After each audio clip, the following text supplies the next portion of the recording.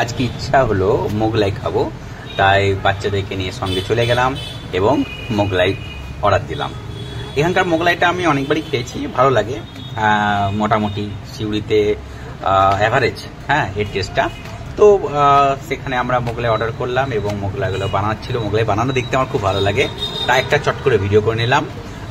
Ganesh restaurant, এটা একটা চৈতালি মোড়ের ওখানে। তো এখানকার মোগলাই আমি প্রায় খেয়েছি, বিভিন্ন জায়গার খেয়েছি। তো এখানটার অ্যাভারেজ সহজেই পাওয়া যায় এবং টেস্টটা মোটামুটি মানে খুব যেমন হবে আর কি। 50 টাকা করে নেয়, তো 50 টাকায় যেমন মোগলাই থাকা দরকার সেরকমই করে। মোটামুটি খেতে ভালোই লাগে, অনেকবারই খেয়ে আসছি, ছোটদেরও বেশ ভালো লাগে।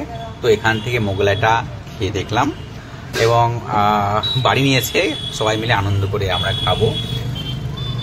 মোগলাইটা একটু কড়া ভাজলে আমার খুব ভালো লাগে, তাই আমি বললাম যে একটু কড়াভাবে ভেজে দিতে, কারণ সেটা আমার খেতে খুব ভালো লাগে। অনেক সময় ভিতরটা কাঁচা কাঁচা থাকলে আমার খেতে ভালো লাগে না।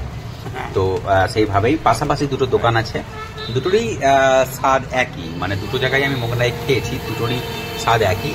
তো সাধু লজের নিচে, তো যে কোনো একটা চুজ করলেই, তবে আমি বরাবরই গণেশের থেকেই নিই, কারণ এরটা থেকে আমি খেয়ে আসি, তো তাই জন্য আমি গিয়ে প্রথমে এর দোকান থেকে নিই। খুব সুন্দর তরকারিটা, হ্যাঁ, আলুর দমের তরকারিটা খুব মিস করি মোগলাইয়ের সাথে, কিন্তু এখানে একটা ঝোল টাইপের আলু আর ঘুগনির তরকারি দেওয়া হয়, কিন্তু আমি চাই আলুর দম মাখো মাখো থাকবে, সেটা ভালো লাগে।